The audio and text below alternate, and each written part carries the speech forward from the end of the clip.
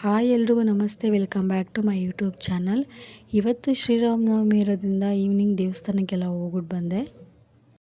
ಒಳಗಡೆ ತುಂಬ ರಶ್ ಇರೋದ್ರಿಂದ ನಾನು ವೀಡಿಯೋ ಮಾಡೋಕ್ಕಾಗಲಿಲ್ಲ. ಎಲ್ರಿಗೂ ಶ್ರೀರಾಮನವಮಿ ಹಬ್ಬದ ಆರ್ಥಿಕ ಶುಭಾಶಯಗಳು.